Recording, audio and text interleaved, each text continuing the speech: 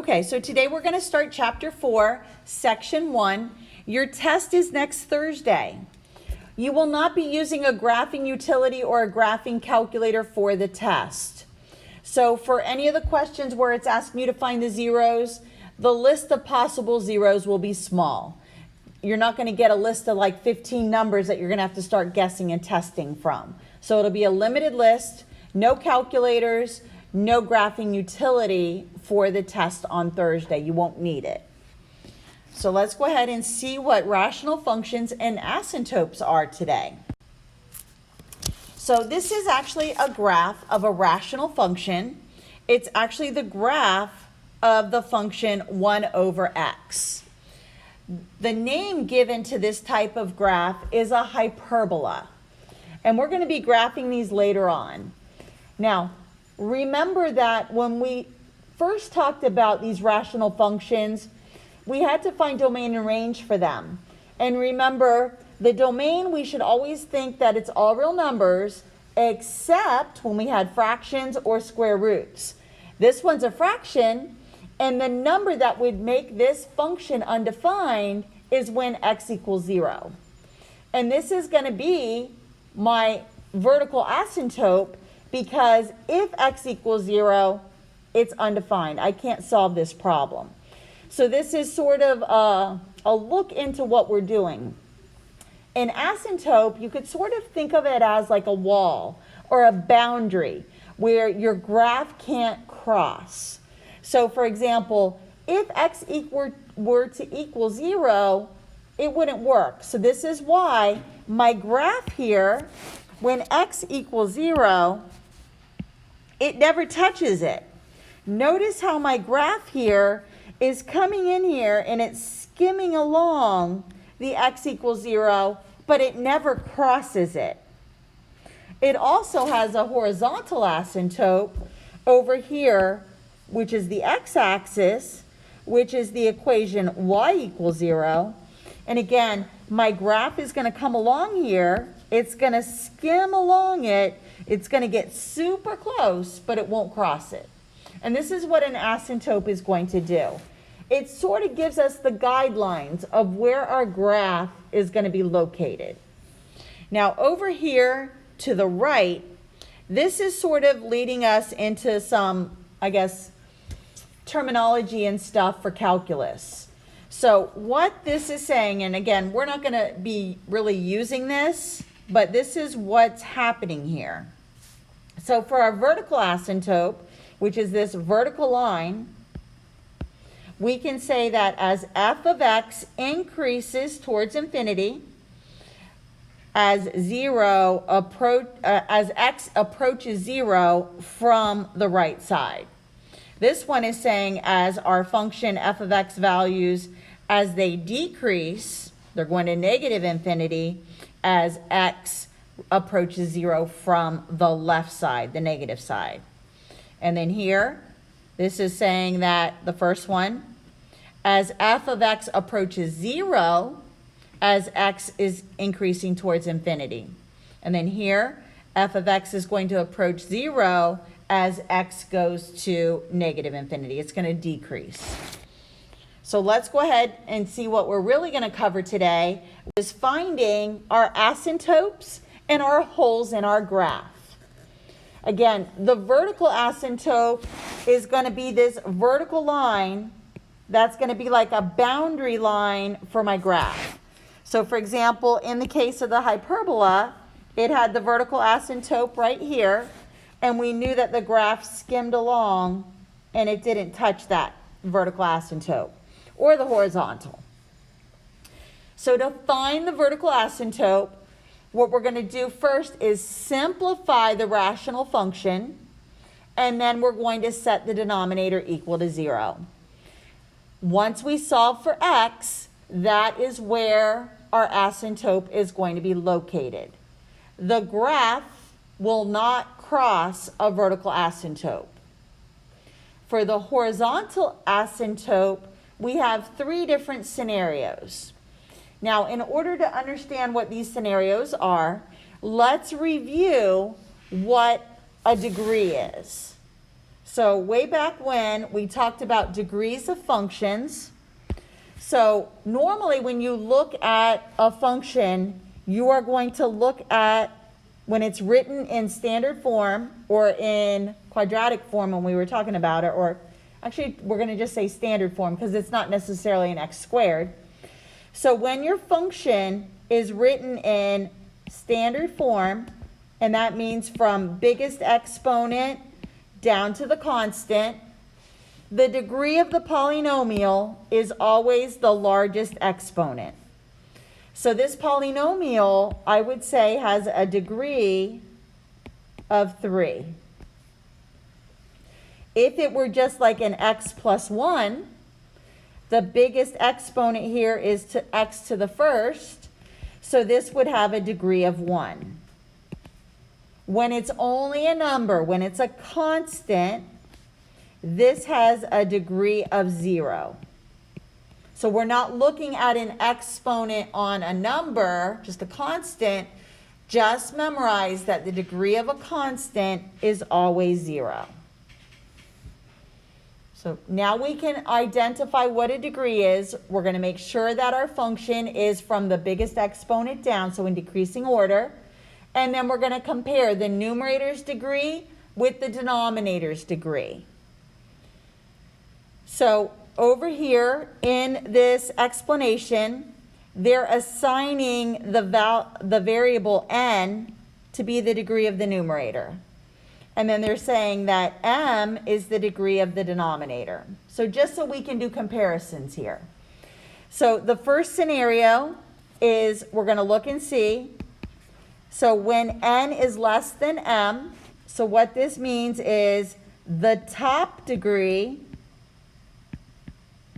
is going to be smaller than the denominator, or the bottom. So when the top degree is smaller, then your horizontal asymptote is going to be the equation y equals 0. You just memorize this. When the top degree is bigger, so when the top is the bigger degree, then you're going to say no horizontal asymptote. And that's what they're telling you here. So when n is greater than m, so top is bigger, you're going to state that there's no horizontal asymptote. And then the last scenario is when the two degrees are equal. You're going to use the leading coefficient in the numerator and the leading coefficient over the denominator. And we're going to see what all of this means when we see it with actual, I guess, functions. Now, one other scenario is for the one where the top degree is bigger. If it's one bigger than the bottom, then what we're going to say is it's got a slant asymptote. Now, we're going to learn later on how to find what that slant asymptote is. Just know for now, when the degree in the top is one bigger than the bottom, you just state for this homework that it does have a slant asymptote. We're going to be using long division to find it. And then the last thing we're going to be finding is holes. Remember what I said for the vertical asymptote, we need to simplify the function first. Then the factor that we cancel, that is where the hole is located. The hole is going to be an order pair. It's going to look like a hole in our graph. So let's say, for example, we wanted to graph this linear function. And let's say we were coming along and we were making our graph, but then we found out that at this order pair, there's a hole. So it'll be an order pair. So let's say this is the order pair 2, 3, and we're going to learn how to calculate what that order pair is. And that's what a hole in the graph is going to look like. So now let's just try and apply what we just read on the previous slide. For these first 3 examples, we're only going to practice finding the horizontal asymptote. Remember, when we want to find the horizontal asymptote, we're looking at the degree. So the degree of number 1, the degree of the numerator, it's a constant. So the degree of the numerator is going to be 0. The degree of the denominator, it's just an x, so it's got a degree of 1. This is the scenario where the top is smaller than the bottom. Or you can say that the numerator is smaller than the denominator. When this happens, when the top's the smaller degree, your horizontal asymptote is y equals 0. It's the x-axis. You're memorizing this. You're comparing the degrees. When the top degree is smaller, the horizontal asymptote is y equals 0. For number 2, it's already in the right form. It's from greatest to least. We're going to take a look at our degrees. The top has a degree of 1. The bottom has a degree of 1. When the degrees are the same, so same degree here, we're going to use the coefficient of the leading term. And the leading term is the 2x and the 3x. So I'm going to take the coefficient of the numerator's leading term and the coefficient of the denominators. And that is my horizontal asymptote. So we're using the coefficients. And that's my horizontal asymptote. And the last scenario is when the top is bigger. So the numerator of, or the degree of my numerator is a 2. My degree of my denominator is a 1. So here the top is bigger. And when the top is bigger, you would say that there is no horizontal asymptote. Now, when the top is just one number bigger, then it's actually going to have a slant asymptote.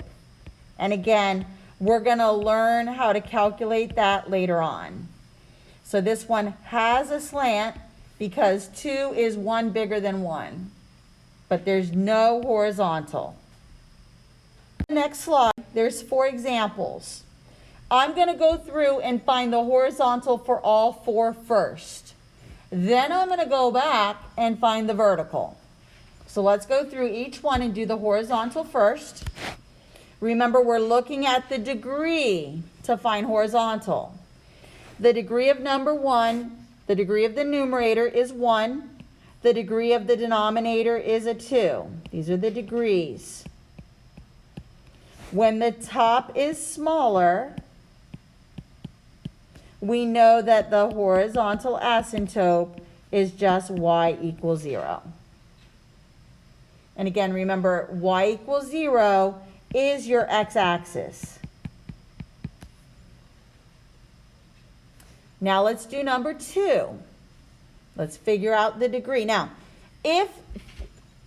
actually no, we're just doing this first. That's for the vertical. Again, let's look at the degrees. This one has a degree of 2. This one has a degree of 2.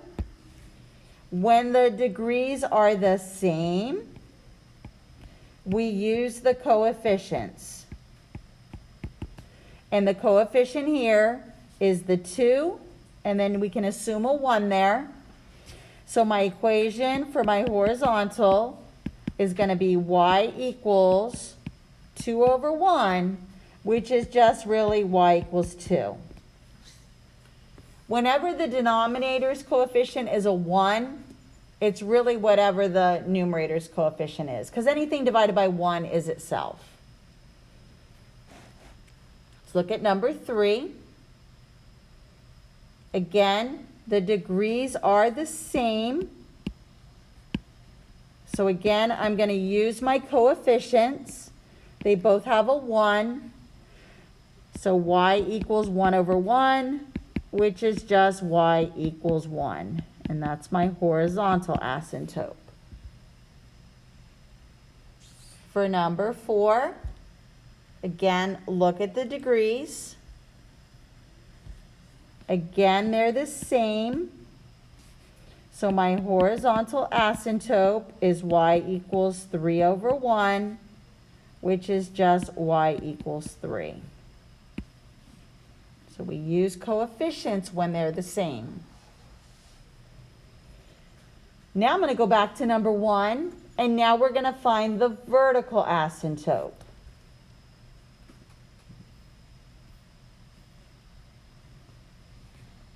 Remember, for the vertical asymptote, we first need to see if our function can be simplified. I cannot simplify anything here. Remember, back from the beginning of the year, remember this is attached. So do not try to simplify that 2x and that 3x squared. So because it's simplified, the rule for the vertical is you take the denominator, set it equal to 0, solve for x. Move the 1. 3x squared equals negative 1. Divide by 3. X squared equals negative 1/3. To find the value of x, I would be square rooting. I do not want any imaginary solutions. So this would actually give me square root of 1 over square root of 3. If I were actually looking for it, I'd have to rationalize. But as soon as you see that you've got an I here, know that there is no vertical asymptote. We don't want any imaginary. We're only looking for real solutions. Again, remember, we're not graphing imaginaries here. Let's try number 2. See if there's anything we can simplify. There is not. So I'm going to take the denominator. I'm going to set it equal to 0. Now, I can either choose to factor this, or I could use the square root or the even root method. Now, problem here, if you use the square root method, do not forget that when you square root something, you get both plus and minus 1. If you factored it, you'll see it a little bit more clearly. So my two vertical asymptotes occur at x equals 1 and x equals negative 1. Those are my vertical asymptotes. Let's try number 3. Now, again, if it can be simplified, we need to simplify this fraction. And it can be. Remember, to simplify rational expressions or rational functions, we need to factor it. So I need to factor the numerator. It'll factor into x plus 2 and x minus 1. The denominator factors in negative 6 that give me negative 1 are going to be x plus 2 and x minus 3. To simplify, I look for things to cancel. I can simplify by canceling and dividing x plus 2 divided by x plus 2, which leaves me 1 and 1. So my simplified function is now x minus 1 over x minus 3. Now I can find my vertical asymptote by setting the denominator equal to 0. So for my vertical, I'm going to take x minus 3, set it equal to 0. I have a vertical asymptote at x equals 3.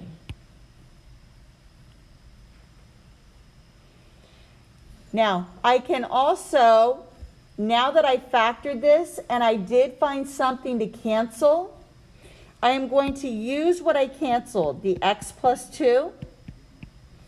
This is where my whole is going to occur, at the factor that gets canceled.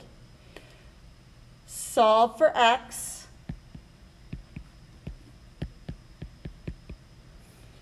Remember, the whole is an ordered pair. I now take the simplified function, and again, remember, f of x is a fancy way of saying y equals. So I'm using this simplified function. I'm going to plug in -2 for x. This is going to give me my y of my ordered pair. So -2 minus 1, -2 minus 3 is going to give me -3 over -5. Negative divided by a negative makes it become positive. Remember, this is what y of the ordered pair equals. So my whole occurs at the ordered pair -2, 3/5. This is where the whole in the graph is going to be located. Let's try number 4. Let's go over here to number 4. I need to factor the numerator. My numerator is going to factor into 3x minus 2 and x plus 3.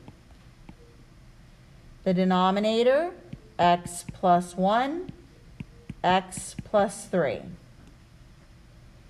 To simplify the function, I can cancel the factors of x plus 3. So the simplified function is 3x minus 2 over x plus 1. To find the vertical asymptote, set the denominator equal to 0. X equals -1 is my vertical asymptote. Because I canceled something, this graph has a hole in it. So to find the ordered pair where the hole occurs, take what you canceled, set it equal to 0. This will give you the x of the hole's ordered pair. And now I plug it in to the simplified function to get the y. So 3 times -3 minus 2, -3 plus 1 gives me -9 minus 2 over -2 gives me -11 over -2. Negative divided by a negative becomes positive 11 over 2.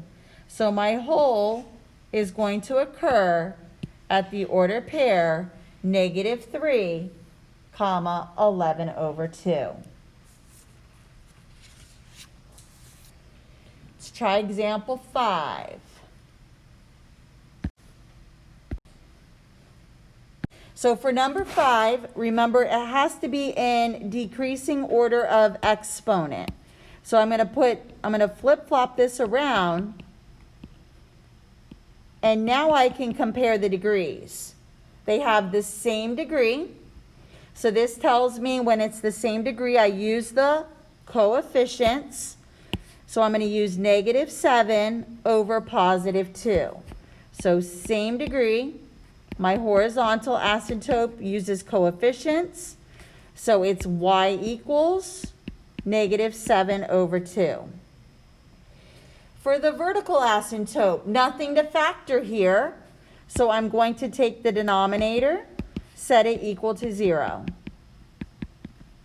Subtract 3. 2x equals -3. Divide by 2. And x equals -3 over 2. So the vertical asymptote is x equals -3 over 2. Nothing canceled, so there's no hole here. For number 6, I need to factor first. So I'm going to take x plus 3 over, actually let's do the horizontal first. Notice the degree on the top is 1. The degree on the bottom is 2. So when my degree on the top is smaller, I know my horizontal asymptote is at y equals 0. For the vertical, we're going to factor x plus 3, x minus 3. This will cancel, and a 1 is left behind. So the simplified function is 1 over x minus 3. Set the denominator equal to 0. And your vertical asymptote is x equals 3. And then we still have to find the whole. So I will finish this in the video. Homework is web assigned. See you guys Monday. Okay, so we found the horizontal asymptote at y equals 0. We found the vertical at x equals 3. Now, because we did cancel to simplify our function, can you hear me? Yes. we need to Hey, go ahead and everybody. find the I'll whole. tell y'all Christmas. Okay, so next we have to calculate where the hole in our graph will be located. Again, we're going to take the factor that we canceled. We're going to set it equal to 0. We're going to solve for x. So the x of our order pair, our coordinate, where the hole is going to be negative 3. And now I need to take that negative 3 and plug it into the simplified function. So 1 over negative 3 minus 3 gives me 1 over negative 6. So negative 3, negative 1/6 is where the hole will be located. Let's try number 7. Again, I'm going to compare the degrees for my horizontal asymptote. My degrees are the same. So for my horizontal asymptote, when the degrees are the same, I know that I'm going to use the leading coefficients. So it's 1 and 1, so 1 over 1 equals 1. So y equals 1 is my horizontal asymptote when the degrees are the same. Next, I'm going to factor it and simplify the function. So x plus 2, x minus 2 for the numerator, over, again, x minus 1, x minus 2. Factors of positive 2 that give me negative 3 are going to be negative 1 and negative 2. I'll simplify the x minus 2's. My simplified function is now f of x is equal to x plus 2 over x minus 1. To find the vertical asymptote, I'm going to take the denominator, set it equal to 0, and x equals 1 is my vertical asymptote. To find the hole in the graph, remember we take what we canceled, that binomial, x minus 2, set it equal to 0, add 2, x equals positive 2. Again, remember the hole is in an order pair, it's a coordinate. So now I'm going to take that positive 2 and I'm going to plug it into my simplified function. 2 plus 2 over 2 minus 1, 4 over 1 gives me 4. So the order pair, or the coordinate where the hole is located, is the order pair 2, 4. The next example, again, let's compare the degrees. Again, the degrees are the same. So for the horizontal, we're going to take the leading coefficients. So y equals 1 over 2, or 1/2. For the vertical asymptote, I need to factor. It'll factor into, so for the vertical asymptote, I have to factor the function first and simplify it. The numerator is going to factor into x plus 2 and x minus 1. The denominator, 2x plus 1 times x plus 2. I can simplify the x plus 2's, so my simplified function is going to be f of x is equal to x minus 1 over 2x plus 1. So now to find the vertical asymptote, I'm going to take the denominator, set it equal to 0, subtract 1, divide by 2, and x equals negative 1/2.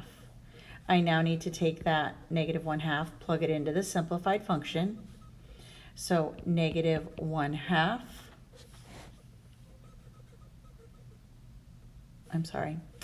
Let me go back. That is just my vertical asymptote. I now need to find the whole. So the vertical asymptote is -1/2. The horizontal is +1/2. And now for the whole, I'm going to take what I canceled away, the x plus 2, set it equal to 0. X equals -2. I now need to take that -2 and plug it in to get the y for my coordinate. So -2 minus 1, 2 times -2 plus 1. I end up with -3. This gives me -4 plus 1. -3 over -3 simplifies to +1. So the coordinate where my whole is going to be is the ordered pair -2, +1. So this is how you find the vertical asymptote, the horizontal asymptote, and where the hole in your graph would be, provided there is one. Not all graphs will have a hole. So you do have a web assignment, and it's due Monday.